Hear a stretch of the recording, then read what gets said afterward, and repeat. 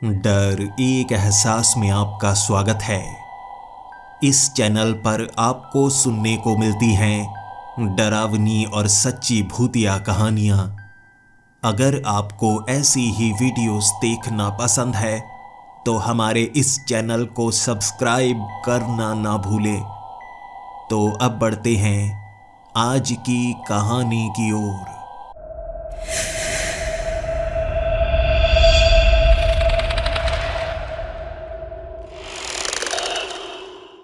Hello दोस्तों, मेरा नाम कुमार है और मैं कहाँ का रहने वाला हूँ इससे कोई फर्क नहीं पड़ता। फर्क इससे पड़ता है कि मैं क्या करता हूँ। पेशे से मैं एक पर्वतारोही हूँ, यानी कि पहाड़ों पर चढ़ना ही मेरा काम है और मैं इसे बड़ी शिद्दत के साथ करता हूँ। मुझे मेरे पिता ने सिखाया था छोटी छोटी पहाड़ियों पर कैसे चढ़ा जाता है, हाइकिंग कैसे की जाती है। उस समय मैं 16 साल का था जब अपने पिता के साथ उन छोटी छोटी पहाड़ियों पर हाइकिंग करने के लिए जाया करता था। कभी हिमाचल तो कभी उत्तराखंड, और बड़े बड़े पहाड़ों को देखकर मैं अपने पिता से ये सवाल किया करता था, पिताजी क्या आप उन पहाड़ों पर चढ़ने के लिए जाते हैं? मेरे पिता मुस्कुरा दिया करते थे। मैं उनसे ये भी सवाल करता था, पिताजी इतने बड़े पहाड़ों पर चढ़ने के लिए नहीं जाना चाहिए, बादलों से भी ऊपर वो पहाड़, क्या पता वहां पर क्या छिपा हो। मेरे पिता मुस्कुराया करते थे और कह दिया करते थे, जब तुम बड़े हो जाओगे ना, यह रहस्य ही तुम्हें खुद ब खुद अपनी ओर खींचने की कोशिश करेगा। मेरे साथ भी ऐसा ही होता है। पता नहीं क्यों डर लगता है इन पहाड़ों से, लेकिन ये पहाड़ मुझे पुकारते हैं कि चले आओ मेरे पास। एक हादसे में मेरे पिता की मौत हो गई थी। उस समय वो माउंट एवरेस्ट पर चढ़ने के लिए गए हुए थे। हमारे घर में ये बहुत बड़ा सदमा था, जिसके बाद मेरी माँ ने मुझे छोटी पहाड़ियों पर चढ़ने से भी मना कर दिया। लेकिन जिस चीज़ के लिए आपको रोका जाता है वो चीज़ आप ज़रूर करते हैं। जब मैं 26 साल का था उस समय मैंने हिमाचल में फिर से हाइकिंग शुरू कर दी अपने दोस्तों के साथ। 6 महीने बाद मेरी माँ को पता चल गया कि मैं रुकने वाला नहीं, मैं बिल्कुल अपने पिता के समान हूँ। उन्हें भी पहाड़ों में कुछ अलग ही नजर आता था। मैंने धीरे धीरे पर्वतारोही साथी बनाए, उनके साथ पहाड़ों पर चढ़ना मुझे भी आ चुका था। मेरे 2 दोस्त जो सबसे अच्छे थे, अर्जुन और डाल्टन। जी हाँ, डाल्टन नाम बिल्कुल अलग है ना। इंग्लैंड का रहने वाला डाल्टन जो भारत में बस चुका था और हिंदी ऐसे बोलता था जैसे कोई बिल्कुल भारतीय ही हो, वो भी हमारी टीम में था। पहले पहले छोटे मोटे पहाड़ों पर चढ़ा करते थे, धीरे धीरे हिम्मत बढ़ती गई और हम सीखते गए। हमारे पास ऐसे इक्विपमेंट्स थे कि हम बड़े पहाड़ों पर भी चढ़ सकते थे, बस नाम कमाने के लिए। अपने पिता के साथ खुद को भी मैं जोड़ना चाहता था और ये पहाड़ सच में जैसे मुझे पुकारा करते थे। जब मैं उन पहाड़ों की तरफ देखा करता मुझे अपने पिता की याद आती और मैं सोचता, शायद यहाँ पर भी मेरे पिता आए होंगे। यही सोचकर पहली बार मैंने वो सफ़ेद पहाड़ पर पैर रखा था। बस उसके बाद मैं वापस कभी नहीं मुड़ पाया। मैं उस पहाड़ से तो वापस आ गया, लेकिन यह काम से वापस नहीं मुड़ पाया। फिर बड़े बड़े पहाड़ों पर चढ़ना, K2 पहाड़ और माउंट एवरेस्ट पर 8 साल बाद चढ़ा था। मेरी आंखों में डर भी था, उत्सुकता भी थी। ये वही पहाड़ है ना जिसने मेरे पिता की जान ली थी। अपने दोस्तों के साथ जब उस पहाड़ पर चढ़ रहा था ना, बार बार मेरे दिल की धड़कन तेज हो जाती और मेरे साथी कहते, डरो मत, घबराओ मत, जैसे जैसे हम ऊपर जाते जाएंगे हवा पतली होती जाएगी, इसीलिए डरना नहीं है। जितनी हवा खींच सकते हो फेफड़ों में उतनी हवा खींचने की कोशिश करो। समय तो काफी लगा था। छोटा मोटा हादसा भी हो गया था जिसमें डाल्टन की एक टांग पर चोट लगी थी, लेकिन फिर भी हमने माउंट एवरेस्ट फतेह कर लिया था। दुनिया का सबसे ऊंचा पर्वत फतेह करने के बाद मेरी आंखें चमक गई और उस समय मुझे महसूस हुआ था अपने पिता का वो अधूरा काम मैंने कर ही दिया है। माउंट एवरेस्ट के शिखर पर दूर दूर तक धरती का छोर नजर आ रहा था। कहीं तो बादल थे। ऊपर आसमान की तरफ देखकर मुझे ऐसा लग रहा था धरती के उस चोटी पर हम पहुंच गए हैं जहां से ऊपर और कुछ नहीं है। फिर नीचे आकर गर्व में बदल गई ये घटना। मेरी मां को भी इस पर गर्व था और मुझे लग रहा था शायद मैंने सबसे मुश्किल काम कर दिया है। आपको एक अलग सा नशा हो जाता है जब जिंदगी में कुछ बहुत ज्यादा बड़ा कर दो। माउंट एवरेस्ट से बड़ा क्या हो सकता है? यह सवाल मेरे साथियों के जहन में भी था और अगले लगभग 3 महीनों तक हम कई जगह और लोगों से मिले, उन्हें यह बताते रहे माउंट एवरेस्ट पर क्या मुश्किलें आ सकती हैं और हमें क्या करना चाहिए। वहां एक 21 साल का लड़का था जिसने मेरे सामने एक अजीब सा सवाल रखा था, जिस सवाल का जवाब मैं दे ही नहीं पाया था। उसने कहा, आप माउंट एवरेस्ट पर तो चढ़ गए, लेकिन आपको पता है एक ऐसा पर्वत भी है जो टॉप 50 में नहीं आता, यानी उसकी ऊंचाई बहुत ज्यादा कम है, लेकिन वहां पर कोई चढ़ नहीं पाया है। क्या आप वहां पर चढ़ सकते हैं? मैंने उसको कहा, ऐसा कौन सा पर्वत है जो इतना छोटा है और वहां पर कोई चढ़ भी नहीं पाया है? उसने कैलाश पर्वत कहा था। मेरी आंखें खुल गई थी। सुना तो मैंने भी था, लेकिन कभी इस तरफ ध्यान दिया ही नहीं था। माउंट एवरेस्ट 8,850 मीटर की ऊंचाई पर है। यहां ऐसे और भी कई पर्वत हैं जो 8,000 मीटर की ऊंचाई तक हैं। इतने ऊंचे पर्वत, और आपको पता है कैलाश पर्वत टॉप 50 में भी नहीं आता, टॉप 100 में भी नहीं आता। इसकी ऊंचाई 6,638 मीटर है, बहुत छोटा, लेकिन अब तक उस पर कोई चढ़ नहीं पाया था। उस लड़के के सवाल का मैं जवाब दे नहीं पाया, लेकिन मेरे साथी मेरी तरफ देखने लगे थे। हर किसी का चेहरा खिल सा गया था। हम कुछ ऐसा कर सकते थे जिससे हमारा नाम इतिहास में दर्ज हो जाता, और ऐसी चीज तो हर कोई करना चाहता है जिससे इतिहास नई दिशा में चला जाए, कुछ नया लिखा जाए। बस उसी समय हमने ठान लिया था, हम तीनों कैलाश पर्वत पर चढ़ेंगे। माउंट एवरेस्ट से तो कम ही मुश्किल होगी। हमने पूरी तैयारी कर ली। चाइना की सरकार से हमने परमिशन ले ली थी। उस जमाने में परमिशन इतनी आसानी से नहीं मिलती थी, लेकिन इसे बैन भी नहीं कहा जाता था। 1991 में इसे बैन कर दिया गया था, लेकिन हमने परमिशन उससे पहले ली थी और हमें परमिशन मिल गई। रजिस्टर में हमारा नाम लिख लिया गया था, क्योंकि हमें उस पर्वत पर चढ़ना था जिस पर इससे पहले कोई चढ़ नहीं पाया था। जिसने भी कोशिश की अथर से वापस आ गया, और ज्यादातर तो बस कुछ ही मीटर ऊपर चढ़ पाए थे। आधे तक भी कोई पहुंच नहीं पाया था, और हर किसी की कहानी भयानक सी होती थी। कोई नहीं कहता था कि ऊपर से गिरने का खतरा है, बर्फ बहुत ज्यादा होती है, सांस लेने में परेशानी होती है, जैसा कि माउंट एवरेस्ट पर सब कहते थे। यहां तो लोगों के बयान थे कि भाई नाखून लंबे हो गए, कुछ अजीब दिखता है। हम तीनों एक दूसरे की तरफ देखकर बहुत ज्यादा हंस रहे थे, लेकिन हमने कहानियां बचपन में सुनी थी। भगवान शिव निवास करते हैं कैलाश पर्वत पर, और इसे कोई साधारण पर्वत नहीं कहा जाता, पवित्र पर्वत कहा जाता है। और कहते हैं पवित्र चीजों को पैर नहीं लगाना चाहिए। लेकिन जब इस पर्वत पर चढ़ने की परमिशन मिल ही गई है, तो हम इसे ना नहीं कर सकते थे। सबसे पहले हम दीरपुख मोनेस्ट्री तक पहुंचे थे।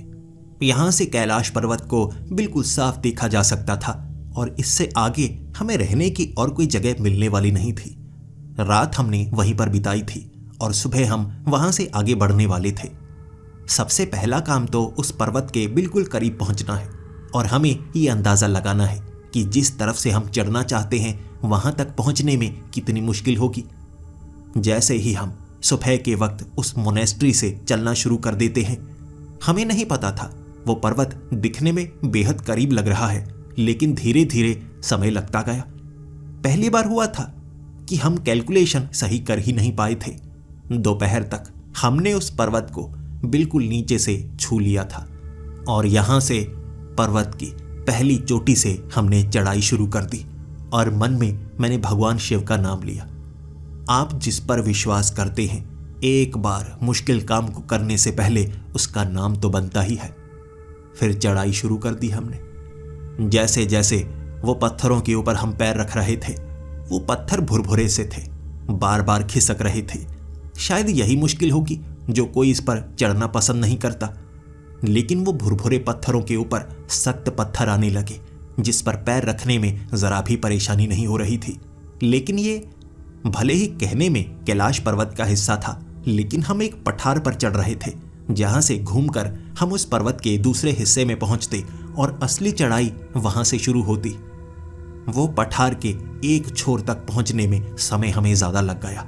यहां से सुबह के वक्त ही चढ़ाई शुरू की जा सकती थी। वहां हमने टेंट लगाया। ठंड काफी ज्यादा थी, लेकिन हमारा वो मोटा टेंट ठंड से हमें बचा रहा था। लकड़ियां साथ लेकर आए थे हम। वहां पर आग जलाकर हाथ सेकने लगे और रात के अंधेरे में बेहद करीब कैलाश पर्वत भव्य लग रहा था। ऐसे लग रहा था जैसे देवता खुद हमें उस पर्वत पर बुला रहे हों। मन में यही सोचे जा रहा था, कल हम इतिहास लिखने की कोशिश करेंगे जैसी कोशिश और लोगों ने भी की है। और मैंने माँ को बिल्कुल नहीं बताया था कि मैं कैलाश पर्वत पर चढ़ने के लिए जा रहा हूँ, क्योंकि पिछली बार जब माउंट एवरेस्ट पर चढ़ने के लिए गया था, माँ ने जिद की थी कि मैं मर जाऊंगी जहर खाकर अगर तुम माउंट एवरेस्ट पर गए। तुम्हारे साथ तुम्हारे पिता की तरह हो सकता है। माँ को समझाने में बहुत मुश्किल हुई थी और जब मैं वापस आया था, माँ ने अपने गले से लगा लिया था। जैसे मैं मौत को मात देकर आया था, मेरी माँ के लिए तो ऐसा ही था। और कैलाश पर्वत के बारे में भी तो कुछ ऐसा ही कहा जाता है। इस पर अब तक कोई चढ़ नहीं पाया है। कुछ ना कुछ तो ऐसा होगा ना जो इस पर चढ़ने नहीं देता। बस वही देखना था। रात के अंधेरे में ऐसे ऐसे ख्याल आ रहे और ये अंधेरे का काम था। आप कभी भी देखें, दिन के वक्त वैसे ख्याल नहीं आते जैसे रात को आते हैं। लेकिन समय तो बीतता है ना, रात तो गुजरती है ना। वो रात भी गुजर गई थी। वो टेंट को समेटकर हमने शुरुआत सुबह सुबह की। बिल्कुल सपाट सी चढ़ाई थी। हम उस चढ़ाई पर चढ़ते जा रहे थे। थोड़ा चढ़ने के बाद सांस फूलने लगी और ऐसा आम था। शुरुआत करनी ही सबसे मुश्किल होती है और ये सीधी चढ़ाई थी। कुछ मीटर चढ़ने के बाद शायद हमें घुमाव मिलने शुरू हो जाएंगे, जहां पर चढ़ने में थोड़ी सी आसानी होगी। लेकिन वो सीधी चढ़ाई खत्म होने का नाम नहीं ले रही। बर्फ नहीं थी निचले हिस्से में, बिल्कुल भी बर्फ नहीं थी। इस मौसम में इस पर्वत के शिखर पर बर्फ जरूर होती है, लेकिन नीचे बर्फ नहीं होती। वहां पत्थर थे, बड़े बड़े पत्थर, और उन पत्थरों पर चढ़ने में कुछ मुश्किल हो रही। धीरे धीरे हम ऊपर पहुंचते गए, लेकिन यहां तो धूप निकली हुई थी। बारिश दूर दूर तक होने के कोई आसार नहीं थे। ना ही हमें वेदर रिपोर्ट में ऐसा कुछ बताया गया था। लेकिन बादल कहां से आ गए पता नहीं चला। थोड़ी थोड़ी बूंदाबांदी होने लगी, लेकिन ऐसा नहीं लग रहा था कि ये बूंदाबांदी आसमान से हो रही हो। ऐसा लग रहा था जैसे गुरुत्वाकर्षण बिल्कुल खत्म हो गया हो। ये बूंदें हवा में उड़ रही हों। जब हम आगे बढ़ रहे थे, चेहरे से वो बूंदें टकरा रही। पहाड़ों में कई बार ऐसा होता है, जब धुंध होती है, हम धुंध को चीरते हैं तो हमारे चेहरे थोड़े थोड़े गीले होने लगते हैं। ऐसा आभास था। लेकिन वो बूंदें इस तरह से बढ़ती जाएंगी और बादल ऐसे नीचे आ जाएंगे, हमें इसका पता नहीं था। दिखने में परेशानी होने लगी। समझ में नहीं आ रहा था। हमें उस पर्वत के बिल्कुल शिखर की तरफ जाना था, लेकिन ऐसी धुंध आ गई है। देखने में परेशानी हुई तो हम एक पत्थर की आड़ में रुक गए। 4 घंटे चढ़ाई की थी हमने और हमें लगा था कम से कम 31 या 40 घंटों के बीच बीच हम शिखर तक पहुंच जाएंगे और उसके बाद वापस भी तो आना है। वापस आने में थोड़ी सी आसानी होगी। एक तरफ से कैलाश पर्वत पूरी तरह से सपाट है, चढ़ने का रास्ता दूसरी तरफ से ही है। लेकिन दूसरी तरफ अगर मौसम खराब हो, वहां पर भी मुश्किल हो सकती है, जबकि बाकी 2 दिशाएं असंभव के समान हैं। वहां से चढ़ा नहीं जा सकता। आधे घंटे में थकान मिट चुकी थी, धुंध भी मिट गई, जैसे बादल गायब ही हो गया। हमें दूर दूर तक बादल नजर नहीं आ रहा था। नीचे धरती की सतह ही नजर आ रही थी, बाकी ये पर्वत। एक तरफ निकली हुई धूप, इस पर धूप ठंडी ठंडी सी लग रही, जबकि ऐसे पहाड़ के ऊपर धूप गर्म भी लगती है और चेहरे पर महसूस होती है। ये ठंडी ठंडी सी धूप, सूरज बिल्कुल साफ था। लेकिन अर्जुन ने तब हमें डरा दिया जब उसने कहा परछाई नहीं बन रही। हमने जैसे ही पैरों के नीचे देखा, हमारी परछाई नहीं बन रही थी। मैंने कहा, ये पत्थर अजीब होंगे ना, चमकदार से हैं तो परछाई नहीं बन रही। लेकिन जैसे ही हम उस मिट्टी के पास गए, हमारी परछाई सच में नहीं बन रही थी। ऐसा लग रहा था जैसे ये सूरज की किरणें हमारे पीछे पड़ ही न रही हो, ये रोशनी कहीं और से आ रही हो। तभी डेल्टन ने कहा, अरे नीचे देखो ना, नीचे से पत्थरों के कारण रोशनी परिवर्तित हो रही है। मुझे लगता है सिर्फ सूरज की रोशनी यहाँ नहीं पड़ रही, धरती से परिवर्तित होकर भी पैरों के पास से रोशनी नीचे से आ रही है ना, इसी कारण हमारी परछाइयां नहीं बन रही हैं। उसकी बात सुनने में सही लग रही थी, लेकिन समझ में नहीं आ रही थी। हमें क्या करना चाहिए? डेल्टन ने कहा, क्या करना चाहिए? ऊपर चढ़ना चाहिए। अब परछाई नहीं बन रही है, डर गए क्या? कहानियां याद है ना, कितनी अजीब अजीब कहानियां लोगों ने सुनाई थी। यानी ये पहाड़ कोई साधारण पहाड़ नहीं है, चीजें होंगी यहाँ पर, अजीब चीजें होंगी। हो सकता है कुछ ऐसा हो जिसकी खोज अब तक ना हुई हो। हम वो पहले होंगे जो इसके शिखर पर पहुंचेंगे, और उसके बाद इस पर्वत पर और भी कई लोग आएंगे, वैज्ञानिक आएंगे, शोध करेंगे, तो हमारा नाम सबसे आगे होगा। सोच लो, डर के आगे हम जीत सकते हैं। ये शब्द हमारे शरीर के अंदर सिहरन सी पैदा कर गए थे, और हम जानते थे अब हमें आगे बढ़ना होगा। सीधी चढ़ाई खत्म हो गई थी, पहला घुमाव आ चुका था। बिल्कुल सपाट सी जगह, जहां पर ज्यादा जोर नहीं लग रहा, बड़े आराम से चढ़ रहे। और काफी समय हो गया था हमें चलते हुए, खाना हमने अब तक नहीं खाया था। हम किसी ऐसी जगह का ही इंतजार कर रहे। तभी मैंने अर्जुन को कहा, अर्जुन ऐसा करो, हम यहां पर रुकते हैं। डेल्टन, तुम अगर इधर उधर कुछ देखना चाहो, किस रास्ते से हमें आगे बढ़ना है, तुम देख सकते हो। मैं रुकने की कोई जगह ढूंढता हूँ, कोई ऐसी जगह जहां पर अगर बारिश हुई या कुछ हुआ तो हम अच्छे से छिप सकते हैं। वैसे भी आसपास मुझे ये पहाड़ के बीच, पत्थरों के बीच छेद नजर आ रहे हैं। देखता हूं कोई जानवर इतनी ऊपर तो नहीं आया होगा ना। मैं कैलाश पर्वत के उन बड़े बड़े पत्थरों के बीच बने हुए उन छेदों को देखने के लिए जा रहा। अर्जुन भी मेरे साथ था। हम दोनों हाथ में टॉर्च लिए, क्योंकि कई बार ऐसी जगह काफी अंधेरा हो जाता है, और अंधेरे में भी हमें कई चीजें देखनी होती हैं। पत्थरों के आसपास उन छेदों को ऐसे देख रहे। वो छेद अजीब थे, कुदरती छेद नहीं थे, मशीनों से बनाए गए गोल गोल छेद लग रहे थे। वो बिल्कुल गोल। जैसे ही हमने उस पत्थर को हाथ लगाया, बिल्कुल चमकदार पत्थर था, और ऐसे कटाई कुदरती तरीके से नहीं होती, और अगर होगी भी तो एक आध पत्थर ऐसा होना चाहिए। वो जितने भी छेद थे, कोई भी छेद कुदरती नहीं था। मैं और अर्जुन एक दूसरे की तरफ देखने लगे।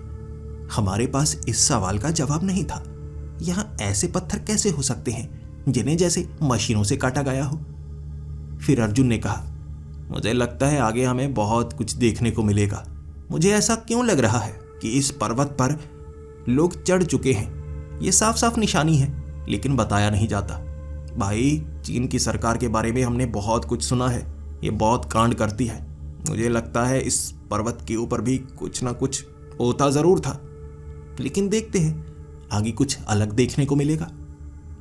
वहां उन छेदों के बीच हाथ लगाकर जब हम मिट्टी को साफ कर रहे, वहां कई कार्विंग्स मिली, पत्थर को उकेर कर बनाई गई आकृतियां, लेकिन कोई भी आकृति को हम समझ नहीं पा रहे थे। बड़ी सफाई से बनाई गई थी, खराब भी नहीं हुई थी। ऐसा लग रहा जैसे मशीनों से बनाई गई हो, लेकिन कुछ समझ में तो आए। तभी डेल्टन वहां पहुंच चुका था। वो भी इन छेदों को देखकर कहने लगा, भाई ये क्या है? ये तो मशीनों से बनाया लगता है। मैंने कहा, हाँ हाँ बिल्कुल, और देखो अंदर ये क्या कार्विंग की हुई है। जैसे ही डेल्टन ने देखा, वो कहने लगा, मुझे लगता है भाई ये कोई भाषा है, लेकिन कैसी भाषा है हम समझ तो नहीं पाएंगे, लेकिन मुझे लगता है इसकी तस्वीरें जरूर खींचनी चाहिए। हम अपने साथ कैमरा लेकर आए थे, सोचे हुए थे कि शिखर पर पहुंचकर हम एक तस्वीर खींचेंगे। हम अपने ग्रुप की तस्वीर खींचेंगे और यादगार बन जाएगी। यकीनन ये तस्वीर अखबार में भी छपेगी। भारत में तो हर कोई हमारी तारीफ करेगा। लेकिन सबसे पहले हमने शुरुआत इन कार्विंग से की थी। 2-3 कार्विंग्स की वो तस्वीर खींची, ताकि हम सबूत के तौर पर सबको दिखा पाएं। इस पर्वत पर क्या क्या देखने को मिलता है।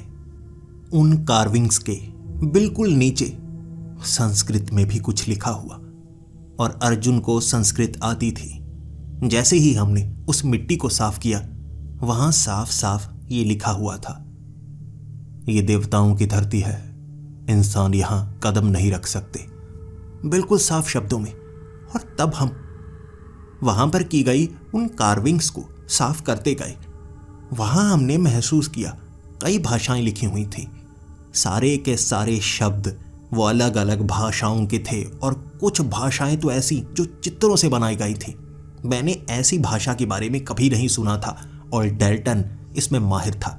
वो इन चीज़ों को समझ सकता था, और उसने खुद कह दिया, भाई ये वाली भाषाएं मौजूद ही नहीं हैं। जब उसने ये शब्द का इस्तेमाल किया ना, मौजूद ही नहीं है, मेरे दिमाग में एक ख्याल आया, ऐसा तो नहीं ये अभी बनी नहीं है, क्या ऐसा हो सकता है? वो दोनों चुप हो गए। मुझे मजाक करना पसंद था, और ये शब्द मैंने मजाक में कहे थे, वैसे ही जबान पर आ गए, और वो इस चीज से घबरा गए। सोचने लगे, ये सच भी तो हो सकता है, देखो बाकी छेदों में क्या लिखा है। हमने कई छेद साफ किए, और वहां कार्विंग्स अलग अलग तरीके से लिखी हुई, चाइनीज, हिंदी, इंग्लिश, शब्द वही, ये देवताओं की धरती है, इंसानों का यहां कदम रखना मंजूर नहीं। अलग अलग भाषाओं में, और कुछ भाषाएं ऐसी जो अब तक बनी नहीं थी। हो सकता है भविष्य के लिए ये संदेश लिखा गया हो। ये शब्द भी मैंने कहे, पागलपन में कहे थे, क्योंकि मुझे ये सब मजाक ही लग रहा था। मैंने कहा, ये चीन की सरकार बहुत ज़्यादा तेज़ है, यहाँ मुझे लगता है इस तरह से इस पर्वत के ऊपर उन्होंने ये चीज़ें रख दी हैं, उन्हें लगता होगा लोग यहाँ पर भी क्लाइंबिंग करने के लिए आएंगे, ज़रूर पर्वतारोही यहाँ पर आएंगे, और इसे वो बिजनेस बनाना चाहते होंगे। यानी वो सोच रहे हैं कि हम पागल बन जाएंगे, लेकिन नहीं बनेंगे। चलो अब हम आगे बढ़ते हैं। इंतज़ार हम कर चुके थे। वो छेदों के अंदर वो कार्विंग्स को देखते देखते हमने कुछ इंतज़ार किया, कुछ खाना खाया। अब बिल्कुल सपाट था, मैदानी इलाके की तरह पर्वत का वो हिस्सा जहाँ पर बिल्कुल सीधे चलना था, और आगे चलकर थोड़ा ऊपर की तरफ भी चढ़ना था। हम बिल्कुल सीधे सीधे आगे की तरफ बढ़ने लगे। तभी हमें आगे धुआं नजर आया। ऐसा नहीं था कि किसी ने आग जलाई हो और हर तरफ धुआं हो, एक खास जगह पर धुआं रुका हुआ था। पहले तो बिल्कुल आगे हमें वो रास्ता नजर आ रहा, लेकिन अब धुएं ने आगे का रास्ता बंद कर रखा था। जैसे ही हम उस धुएं के करीब गए, हैरान हो गए, धुआं हवा में घुलता है, ये तो एक चादर की तरह रुका हुआ। उसमें हाथ डालकर देखा हमने, हाथ खींचा भी, बिल्कुल एक चादर की तरह। हमें उस धुएं के अंदर जाना था, लेकिन यह दृश्य देखकर हम चौंक चुके थे। पहली बार कुछ ऐसा देखा था जिसे हम किसी को बता तक नहीं सकते थे, लेकिन हमने वो धुएं के अंदर घुसना बिल्कुल सही समझा। लेकिन जैसे ही हम धुएं के पार पहुंचे, वहां बहुत ज्यादा गर्मी। हम मोटे कपड़े पहनकर आए थे, पर्वतों पर ठंड होती है, लेकिन वहां पर गर्मी। जैसे हम किसी ऐसे कमरे में बस उस चादर को चीरते हुए घुस गए जहां बहुत ज्यादा गर्मी हो। धूप सामने से पड़ रही हमारे चेहरे के ऊपर, और पसीना, इतना ज्यादा पसीना आ रहा कि हमें वो मोटे वाले कपड़े उतारने पड़ रहे थे। पर्वत पर इस तरह गर्मी नहीं होती, और हर एक चीज हमें हैरान करती जा रही, हर एक चीज हैरान कर रही थी। जैसे ही कपड़े उतारते वक्त हमारा ध्यान हमारे नाखूनों की तरफ पड़ा। हमारे नाखून बढ़ चुके थे, इतने ज़्यादा बढ़ चुके थे कि कपड़े उतारने में मुश्किल हो रही, और हमारे नाखून ही हमारे कपड़ों में फंसते जा रहे। हमने मोटे मोटे वो कपड़े उतार दिए। उसके बाद हम आगे बढ़ने लगे। पीछे हमने बड़े बड़े बैग टांगे हुए, टेंट भी बिल्कुल पीठ पर टांगा हुआ, लेकिन थोड़ा सा आगे बढ़े थे। वहां पीछे से धुआं गायब हो गया, और अचानक ठंड लगने लगी। ठंड इतनी ज्यादा थी कि हमारा शरीर अकड़ने को आ रहा। बस 20 कदम ही तो चले थे, इतनी ज्यादा ठंड हो गई, और वहां फिर से उन बैग को खोलकर हमें कपड़े निकालने पड़े, और वो कपड़े डालकर फिर से हम आगे बढ़ने लगे। उसके बाद दोबारा गर्मी नहीं हुई। जैसे उस खास जगह पर इतनी ज्यादा गर्मी थी और आगे इतनी ज्यादा ठंडक। और हैरान करने वाली बात थी, भाई 7 बज चुके हैं, ये सूरज अभी ऊपर ही क्यों है? सूरज तो नीचे होना चाहिए ना, ये तो शाम का वक्त है ना, हमें यहाँ जगह ढूंढकर रुकना चाहिए, लेकिन ये सूरज एक जगह रुका हुआ क्यों लग रहा है? डेल्टन ने ये कहा तो मैं भी उस तरफ देखता रह गया। चलते चलते इस चीज पर हमने ध्यान ही नहीं दिया था। सूरज चाहे कहीं भी हो, हमारी घड़ियां हमें धोखा नहीं दे सकती, इसीलिए हमने सोचा कि हम यहीं पर रुकते हैं, आगे सीधी चढ़ाई शुरू हो जाएगी। यहाँ एक बड़ा सा पत्थर है, उसके पास टेंट लगाते हैं, कोई खतरा नहीं है, कुछ नहीं हो सकता, हम यहीं पर रुकते हैं। हमारी टीम ने ये डिसाइड किया था और पत्थर की आड़ में हमने वो टेंट लगा भी लिया। अगर यहाँ पर तेज हवाएं भी चलने लगे तो हमें कोई नुकसान नहीं होगा। अचानक 5 मिनट में सूरज ऊपर से नीचे ऐसे गया, हमारी आंखें देखती रह गईं। बिल्कुल ऊपर था सूरज, जैसे 5 मिनट में बड़ी तेजी से नीचे की तरफ जाता गया और फिर गायब हो गया। इतने में रात हो गई। बिल्कुल दोपहर के समय से रात का वो वक्त हो गया था। घुप अंधेरा था, लेकिन हम एक फ्लड लाइट लेकर आए थे, जिसे अपने टेंट के हमने बिल्कुल पास लगा दिया। टेंट से उसे बांध भी दिया था। बाहर की तरफ रोशनी थी, लेकिन हमने उस फ्लड लाइट को इस तरफ ऐसे लगाया था ताकि हमारा ये एक बड़ा टेंट साफ साफ नजर आता रहे। बड़े बड़े पत्थरों से हमने उस टेंट के आसपास के हिस्से को सटा भी दिया था। गड़बड़ होने वाली बिल्कुल नहीं थी। लेकिन तभी वो जो फ्लड लाइट थी, उसकी रोशनी पूरी तरह से पीली होनी चाहिए थी, लेकिन यहां पर रोशनी बिल्कुल सफेद सफेद सी पड़ रही। बड़ी सी बैटरी हम अपने साथ लेकर आए थे, लेकिन ये अजीब सफेद रंग की रोशनी कैसे? हमारी उस फ्लड लाइट के जो बल्ब हैं वो पीले रंग के हैं, सफेद रोशनी कैसे और कहां से आ रही है? चांद की रोशनी तो नहीं हो सकती। मैंने अपने साथियों को उठाया नहीं, वो एक तरफ सर करके सोए हुए थे, लेकिन मैं खुद देखना चाहता था।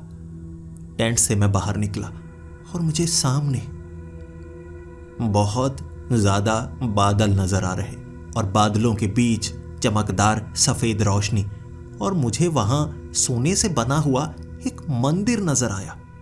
आंखों को मला मैंने, जैसे हवा में उड़ने वाले वो बादलों के बीच वो मंदिर बना हुआ हो, और सीढ़ियां बिल्कुल हमारे टेंट के पास थीं, जिनसे थोड़ी थोड़ी रोशनी निकल रही।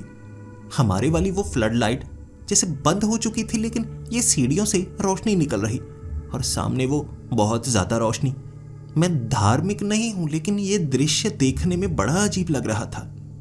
ऐसा लग रहा था जैसे मैं अभी उन सीढ़ियों पर चढ़ूं और उस मंदिर में चला जाऊं। अद्भुत था, बिल्कुल सोने का बना हुआ। ऐसा लग रहा था जैसे इस पर्वत का शिखर वो हो, लेकिन उस तरफ आके कैसे बढ़ूं? ये सच है या भ्रम है, या सपना ही है? मुझे नहीं मालूम था, लेकिन एक चीज पता थी, उस तरफ तो पर्वत से बिल्कुल नीचे वाला हिस्सा है ना। कहीं इस भ्रम में मैं इस पर्वत से नीचे ही ना गिर जाऊं। हिम्मत नहीं हुई मेरी, लेकिन मैंने अपने साथियों को टेंट के अंदर जाकर उठाया। जैसे ही उन्हें बाहर लेकर आया, बाहर से वो मंदिर, वो सीढ़ियां गायब हो चुकी थी। मैं उन्हें कह रहा, यहां सीढ़ियां थी, सामने पर्वत के बीच मंदिर बना हुआ था। उसने कहा, तू पागल हो गया है, यहां कौन सा मंदिर? अबे हम एक पर्वत पर चढ़ रहे हैं, यहां कोई मंदिर नहीं हो सकता। तू पहले की तरह धार्मिक फिर से हो गया ना। मैंने उन्हें समझाने की कोशिश की। मैं ये नहीं कह रहा कि यहां असल में मंदिर मौजूद है, लेकिन मुझे नजर आया यहां कुछ ऐसा भ्रम पैदा होता है जो बिल्कुल सच की तरह है। फिर हम तीनों उस टेंट के अंदर चले गए। जो मुझे नजर आया था मैं किसी को बयां करता भी तो कैसे। सच और झूठ परिकल्पना के समान एक छोटी सी दीवार बनाकर गायब हो गया था। अगली सुबह जैसे ही उस टेंट पर रोशनी पड़ने लगी, हम जल्दी से उठकर टेंट को समेटकर आगे का रास्ता नापना चाहते थे, क्योंकि ज्यादा समय यहां बिता नहीं सकते थे।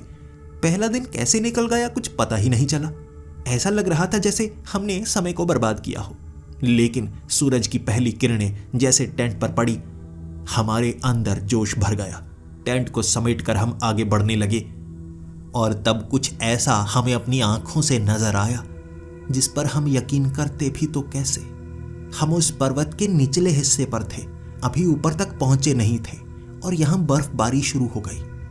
गर्मियों के मौसम में शिखर पर बर्फबारी होती है, नीचे बर्फबारी बिल्कुल भी नहीं हो सकती जब बादल मौजूद नहीं, ऊपर धूप निकली हुई है, तो ये बर्फ पड़ कहां से रही है।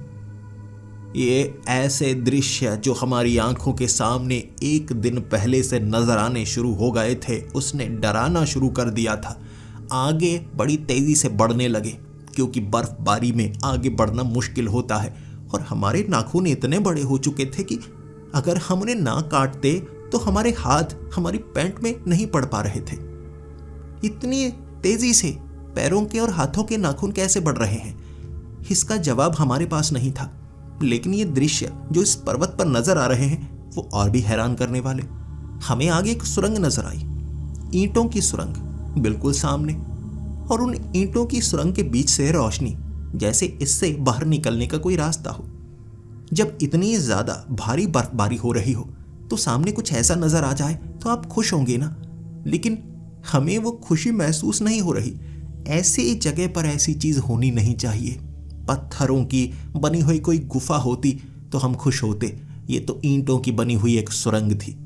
लेकिन हम भागते हुए जैसे ही सुरंग के पास पहुंचे, हम उस सुरंग के जितना पास जाना चाहते थे वो सुरंग अपने आप हमसे उतनी ही दूर होती जा रही थी, जैसे पीछे हटती जा रही हो। आगे बढ़ते बढ़ते हम एक छोर तक पहुंचे और सुरंग बीच से जैसे 20 फुट की दूरी पर, और नीचे हमें उस पहाड़ से नीचे वाली वो खाई का हिस्सा नजर आ रहा। एक कदम हम आगे बढ़ाते तो नीचे गिर जाते। हवा में उड़ती हुई वो सुरंग यानी भ्रम है। यहां पर नजर आने वाली हर एक चीज भ्रम थी और ये भी एक भ्रम था।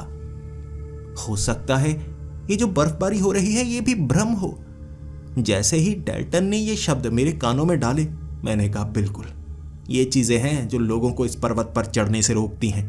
भ्रम कुछ ऐसा है, हो सकता है कोई ऐसी गैस हो जो हमारे दिमाग पर असर कर रही है। हम डरेंगे नहीं, क्योंकि ऐसी गैस ज़्यादा ऊपर नहीं मिलती। तो जितना ऊपर हम चढ़ेंगे ये गैस उतनी नीचे बैठेगी और भ्रम कम होते जाएंगे। ये मुश्किल इलाका है, यहाँ से ऊपर चढ़ना है, चलो लग जाओ काम पर। वो सीधी चढ़ाई है, वहाँ पर चढ़ना है हमें। जैसे ही हमने वो तीखी चढ़ाई को चढ़ने की कोशिश की, एक भारी आवाज ऊपर से हमें साफ सुनाई दी, ऊपर मत चढ़ो, यह तुम्हारे लिए नहीं है। वो आवाज ऐसे गूंजी थी दूर दूर तक और हम तीनों को सुनाई दी थी। यह कोई भ्रम नहीं हो सकता, तीनों को एक आवाज सुनाई देना। हम चौकन्ने, हक्के बक्के। ये इतनी भारी आवाज, ये किसी इंसान की आवाज तो नहीं लगती। पूरा का पूरा पर्वत गूंज गया, किसकी आवाज हो सकती है? डेल्टन का ये कहना था, जबकि अर्जुन का कहना था भाई ये आवाज ऊपर से आई हो सकती है। मुझे तो कुछ गड़बड़ लगती है, और तुम्हें पता है ना, हर गड़बड़ को, हर रहस्य को सुलझाने के लिए हमें उसके करीब जाना तो पड़ता है। अब ऊपर जाकर ही पता लगेगा क्या चीज है, ये देखना होगा हमें। हमने वो चढ़ाई को चढ़ना शुरू कर दिया। हम ऊपर की तरफ चढ़ रहे थे, रस्सी से पूरी तरह से लटके हुए, एक के पीछे एक। तभी पीछे से मुझे एक आवाज ने पुकारा। ये पहचानी पहचानी सी आवाज थी। उसी रस्सी पर मैंने पीछे लटके हुए अपने पिता को देखा था। तस्वीरों में वो चेहरा अब याद रह गया था। बचपन की वो यादें धुंधली धुंधली सी थीं, लेकिन अपने पिता को अपनी आंखों से देखकर मैं हैरान हो गया। मैंने अपने दोस्तों को कहा, मेरे पिता, मुझे नीचे मेरे पिता नजर आ रहे हैं। मेरे पिता कह रहे थे, ऊपर मत चढ़ो, ऊपर मत चढ़ो, तुम्हें नीचे उतरना होगा। अगर तुम इसके ऊपर चढ़ते जाओगे तो तुम्हारे साथ कुछ बुरा हो सकता है। नीचे उतर आओ, नीचे उतर आओ, आओ मेरा हाथ पकड़ो। मेरे पिता मुझे हाथ दे रहे थे। ऐसा लग रहा था जैसे ये सब सच ही हो। लेकिन मैंने अपने पिता का हाथ नहीं पकड़ा। भले ही सच लग रहा हो, लेकिन मेरे पिता मर चुके हैं, ये मैंने मान लिया था। भले ही मेरे पिता की लाश नहीं मिली थी, लेकिन मेरे पिता मर चुके हैं। उनके साथियों ने यह साफ साफ कहा था। माउंट एवरेस्ट पर वो बड़ा हादसा, जब मेरे पिता वो बर्फ की चादर के नीचे दब गए थे, उनके साथियों ने कभी झूठ नहीं बोला था और उस समय भी सच बोला। ये मेरे पिता नहीं है, ये भ्रम है, ये झूठ है। इस पर्वत पर कुछ ऐसा हो रहा है जो हमें रोकना चाहता है। हम रुकने वाले नहीं। हम आगे की तरफ बढ़ने लगे। उस रस्सी से लटक कर उस पहाड़ के बिल्कुल ऊपर तक चढ़ने की कोशिशें थी हमारी, लेकिन वहां चढ़ते चढ़ते अचानक प्यास, ऐसी प्यास जैसे हमने कई दिनों से पानी ना पिया हो। प्यास बहुत ज्यादा लगने लगी, रहा नहीं जा रहा था। ऐसी प्यास, ऐसी प्यास। अर्जुन ने अपने बैग से बोतल निकालनी चाही, लेकिन हम लटके हुए थे। बैग को खोलना खतरनाक हो सकता है, हमें सेफ्टी बेल्ट भी उतारनी पड़ती, तभी बैग को खोला जा सकता था। अर्जुन कह रहा, मैं मर जाऊंगा, मैं मर जाऊंगा, मुझे पानी पीना है, मुझे पानी पीना है। पहाड़ के ऊपर लटके हुए छोटी सी भी गलती आपको पहाड़ से नीचे गिरा सकती है, ये उसे पता था। बिना पानी पिए वो मरेगा या नहीं मरेगा हमें नहीं पता, लेकिन गिरने से हम तीनों की मौत हो सकती थी। हमने रस्सियां एक दूसरे से बांध रखी थी। मैंने अर्जुन को कहा, अर्जुन दाईं तरफ निकलना होगा, दाईं तरफ वो बड़े से पत्थर है ना, उसके ऊपर कुछ समय बिताते हैं, वहां पर पानी पीते हैं। बस थोड़ा सा ऊपर चढ़ना है, उसके बाद इतनी सीधी चढ़ाई नहीं होगी, थोड़ी टेढ़ी होगी, वहां पर हम आसानी से चढ़ सकते हैं। टेंट वहां लगाएंगे, वहां रुकेंगे। काफी समय बिता चुके हैं और ये पर्वत का शिखर ही नहीं आ रहा, जैसे हम अधर में फंसे हुए हैं। और नीचे भी इतनी ज्यादा धुंध मैदानी इलाकों में पड़ चुकी है, ऐसा लग रहा है जैसे हर तरफ बर्फ पड़ चुकी है। नीचे कुछ भी नजर नहीं आ रहा। दूर दूर तक धरती का छोर बिल्कुल सफेद नजर आ रहा था। किसी तरह हमने एक दूसरे को समझाया। हर किसी पर भावनाएं हावी हो रही थी, लेकिन हम एक तरफ होकर उस पत्थर के ऊपर थे। वहां से बस थोड़ा और ऊपर जाना था, लेकिन कुछ समय यहां पर बिता सकते थे। लेकिन हमें सूरज पर कोई भरोसा नहीं था।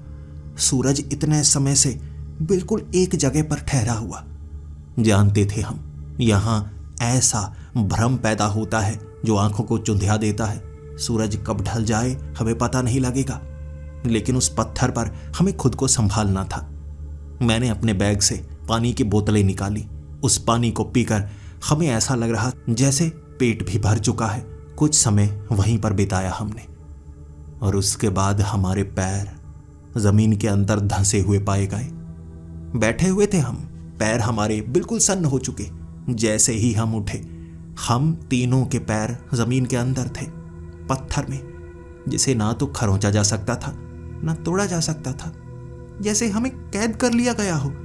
लेकिन ये अचंभित करने वाला दृश्य था, ऐसा कैसे हो सकता है।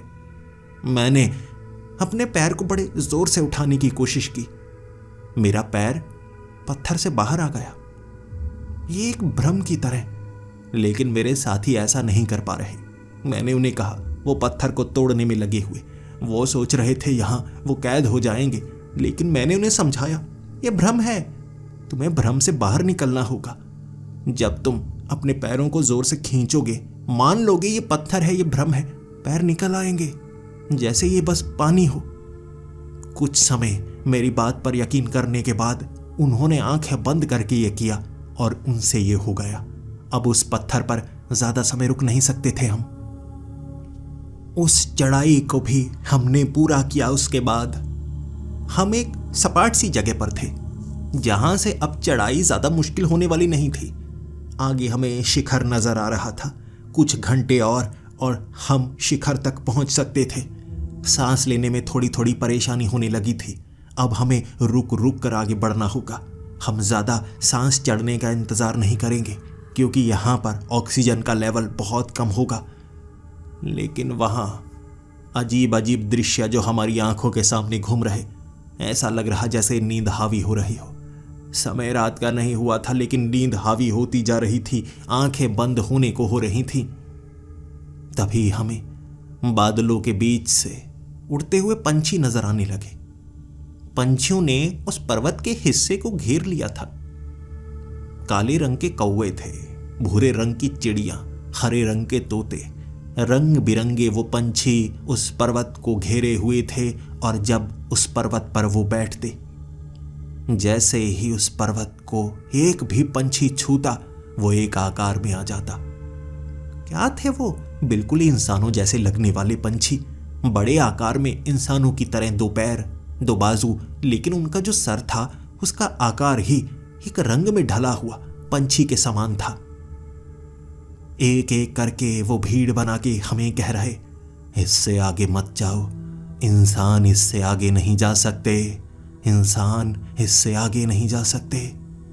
वो ना तो कोई शैतान थे ना कोई देवता थे, जैसे पंछी।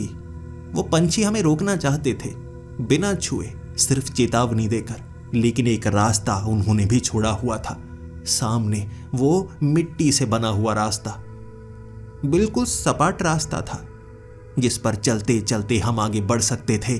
लेकिन क्या ये सही रास्ता है या नहीं? आंखें नींद के कारण बार बार चलते चलते बंद सी हो जाती। डेल्टन ने कहा था हमें रुकना चाहिए।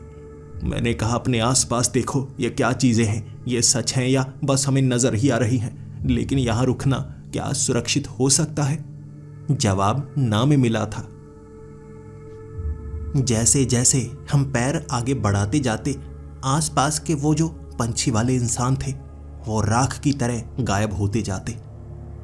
आगे बढ़ते बढ़ते हम पर्वत के उस हिस्से पर थे जिससे बिल्कुल सीधी ऊपर की तरफ चढ़ाई थी और ऊपर शिखर था। अब हमें इससे ऊपर चढ़कर शिखर तक पहुंचने का मौका मिल चुका और आंखों की नींद उड़ चुकी थी, बिल्कुल चौकन्नी आंखें।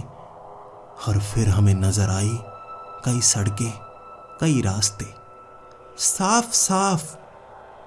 हम उस पर्वत पर थे लेकिन दाईं और बाईं ओर जाते साफ रास्ते नजर आ रहे। वो रास्ते दूर शहर की तरफ जा रहे जहां बड़ी बड़ी बिल्डिंग्स नजर आ रही। मेरे गांव की तरफ जा रहा रास्ता भी मुझे नजर आया और सामने मेरा घर वो बादलों के बीच दिख रहा था।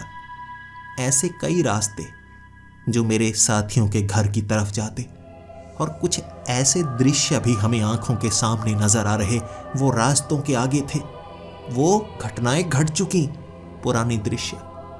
मेरी नानी का घर जिसे तो तोड़ दिया गया था 10 साल पहले। बचपन मैंने उस घर में गुजारा था और वो घर मुझे साफ नजर आ रहा।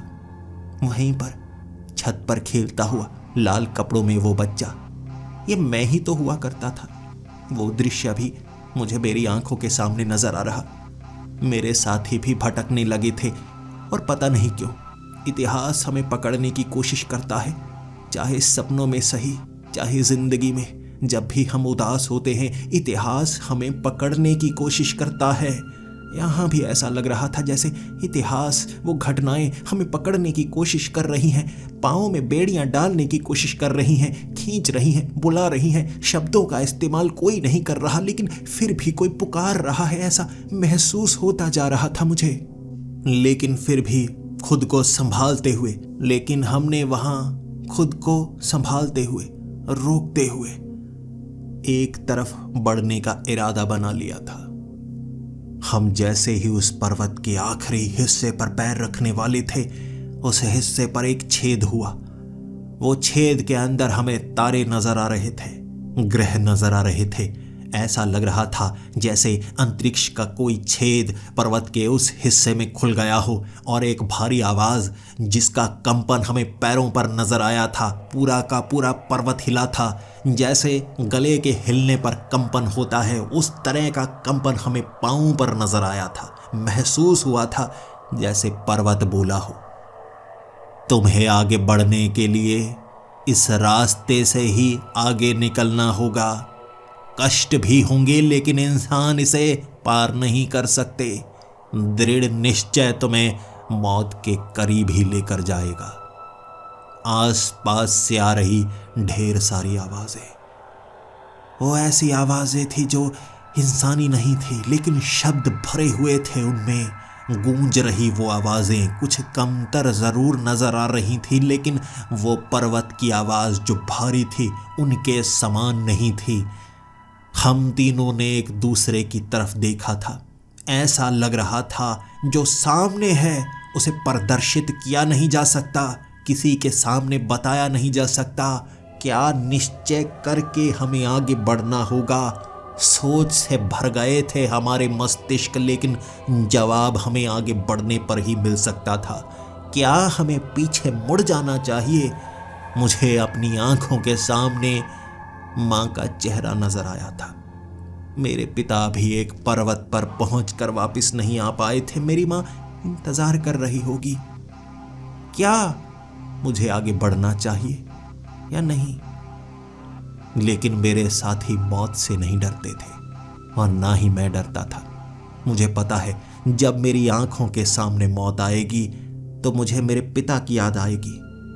वो भी मौत से नहीं डरे होंगे।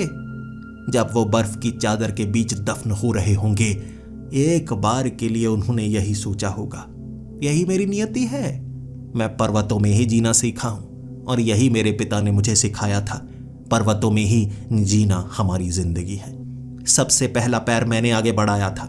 वो पर्वत के बीच बना छेद, वो अंतरिक्ष का छेद। जैसे ही मैंने पैर आगे रखा था, पैर दर्द से भर गया था। हड्डियां चटकने की आवाज आई थी, लेकिन मेरे साथी भी मेरे साथ थे। शरीर की हर हड्डी टूटी, हर हड्डी, और दर्द इतना असहनीय था कि चीखों से भर गया। वो अंतरिक्ष जो गूंजती हुई आवाजों को दोबारा हमारे कानों तक ला रहा था, वो दृश्य कैसे बयां कर सकूं मैं, किसी के सामने भी बता नहीं सकता। ये भावना थी जो मेरे अंदर बहती जा रही थी।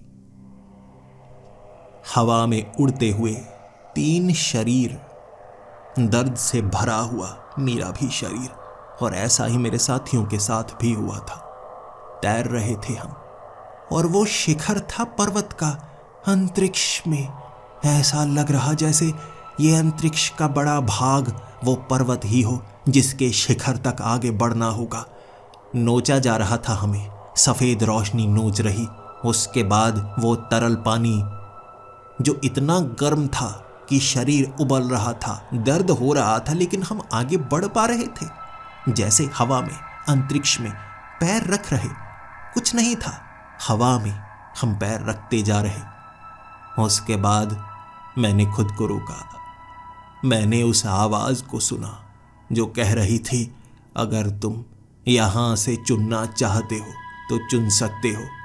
तुम्हें समझना होगा, इंसान इस हद से आगे नहीं जा सकते।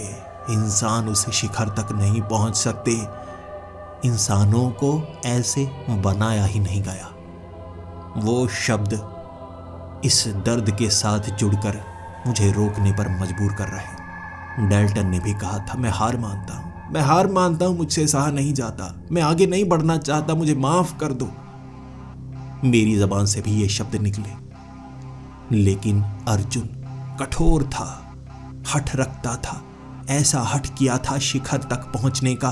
क्या जिद थी उसकी, शुरू से मैं समझ नहीं पाया। उसने अपने कदम आगे बढ़ाए थे, मेरे कदम रुक चुके थे, डेल्टन के कदम रुक चुके थे, और हमें पीछे की तरफ खींचा गया। वो रोशनी हमें पीछे खींचकर धकेल कर नीचे गिरा चुकी थी। मेरी आंखें बंद हो गईं। मुझे लगा ये मौत ही है। मैं अपने घर के कमरे में था। भौचक्का सा उठा था मैं। ये क्या, ये कैसा भ्रम है? तभी मेरी मां की आवाज आई थी, खाना तैयार है, खाना खा लो। मेरी मां की यह आवाज इतनी प्यारी थी, लेकिन एक डर भी। मेरी मां के साथ कुछ हो तो नहीं गया? इस पहाड़ पर कैसा भ्रम हो रहा है? मैं अपने कमरे से बाहर निकला तो टेबल पर मेरी मां ने खाना सजाया हुआ था। मुस्कुराती हुई देख रही थी। तुम उठ गए? कोई भयानक सपना तो नहीं देखा? मां की ये बात सुनकर मुझे घबराहट होने लगी। ये क्या, कौन हो तुम? ये सब झूठ है ना? मेरी मां ने कहा, क्या बोल रहे हो? मेरे साथ ऐसे बदतमीजी करोगे? मुझे ऐसे बोलोगे कि तुम कौन हो? मैंने कहा, मां नहीं, मां ये क्या हो रहा है? मैं तो कैलाश पर्वत पर चढ़ने के लिए गया था ना। मेरी मां ने कहा, कैलाश पर्वत? तुम कह तो रहे हो, मैंने तुम्हें मना किया है ना, वहां तुम नहीं जाओगे, तुम वहां बिल्कुल नहीं जाओगे। तुम्हें पता है ना, तुम्हारे पिता मुझसे दूर जा चुके हैं। अगर तुम्हारे साथ कुछ हो गया फिर मैं क्या करूंगी? एक तो वो माउंट एवरेस्ट पर जब तुम चढ़े हो ना, उसके बाद से तुम्हारा दिमाग घूम चुका है। मां की ये बातें सुनकर मेरे हाथ पांव कांपने लगे थे। मुझे कुछ समझ में नहीं आ रहा था। ये क्या, मैं यहां कैसे पहुंच गया? मैं तो कैलाश पर्वत पर था। कौन सा दिन है मां? मां ने मुझे तारीख बताई। तारीख तो बिल्कुल सही थी, लेकिन मैं इस तारीख को ही तो उस पर्वत पर पहुंच चुका हूं। ये क्या चीज है? कैसे मैं यहां पर आया? मेरी मां ने बताया, मैं कैलाश पर्वत पर जाना चाहता था, माँ ने मना कर दिया था। उसके बाद से माँ ने जिद की तो मैं मान गया। कैलाश पर्वत पर मैं नहीं गया और ना अपने साथियों को जाने दिया था। जब मैं डेल्टन के पास पहुंचा था, डेल्टन भी हक्का बक्का कह रहा, ये क्या हुआ, हम घर में कैसे पहुंच गए। मैं उससे बातें कर रहा और हमारे पास इस सवाल का जवाब नहीं था। लेकिन अर्जुन मौजूद नहीं था। ना तो अर्जुन के घर पर हम उसे ढूंढ पाए, ना कहीं और ढूंढ पाए। उसका परिवार वहां पर मौजूद नहीं था। पूछने के बाद किसी को नहीं पता कि अर्जुन कौन है। कौन है अर्जुन? यहां पर तो कोई अर्जुन नहीं रहता। बहुत सालों से ये घर बंद पड़ा है। मैं और डेल्टन हैरान थे। अर्जुन को ढूंढने की कवायद जारी तो रही, लेकिन हम उसे ढूंढ नहीं पाए। ना तो सरकारी कागजों में, ना उन तस्वीरों में। डायरी पर लिखे हुए वो शब्द भी गायब हो चुके थे। उसकी पहचान ही गायब हो गई। वो कभी मौजूद ही नहीं था, ऐसा लगने लगा। सरकारी दस्तावेज भी मिट चुके थे। हमारी परमिशन भी गायब हो गई, जो हमने चीन की सरकार से ली थी कैलाश पर्वत पर चढ़ने की। वहां तो ऐसा कुछ नहीं था। जैसे इतिहास के पन्ने गायब कर दिए गए, वो घटनाएं गायब कर दी गई और अर्जुन का पूरा अस्तित्व गायब कर दिया गया। ये कौन सी ताकत थी जो ये सब कर सकती है? मैं और डेल्टन आज तक उस सवाल का जवाब नहीं ढूंढ पाए और हम जान गए थे हम उससे आगे नहीं बढ़ सकते थे। टूट गए थे हम, और हमें ये मौका मिला सब कुछ बदल कर। लेकिन अर्जुन के साथ क्या हुआ? वो कहाँ गया? क्या वो सही होगा या नहीं? क्या वो जिंदा होगा या नहीं? क्या उसकी हस्ती ही मिटा दी गई? यह सवाल का जवाब हमें कभी नहीं मिला, लेकिन महसूस होता रहा जैसे वो आस पास ही है। कभी कभी कागज में वो निशान मिलना, जैसे वो बनाया करता था। चाय में एक चेहरा सा बन जाना झाग का, बिल्कुल अर्जुन की तरह। ऐसे कई दृश्य थे जो नजर आते रहे, लेकिन उस पहेली को हम कभी नहीं सुलझा पाए और मान लिया हमने। कैलाश पर्वत एक पवित्र पर्वत है जिस पर चढ़ना असंभव है। बात सिर्फ चढ़ने की नहीं है, मौजूद है कुछ ऐसा जो हमें संकेत देता है, चेतावनी देता है। इस पर्वत पर नहीं चढ़ना है। जितना चढ़ने की कोशिश करोगे तुम्हें उतना रोका जाएगा। शिखर तो बहुत दूर है, उससे पहले ही टूट जाओगे। और अगर हम जहां तक पहुंचे उससे आगे जाओगे तो इतिहास से हस्ती को मिटा दिया जाएगा। यह सिर्फ एक पर्वत नहीं, कुछ और है।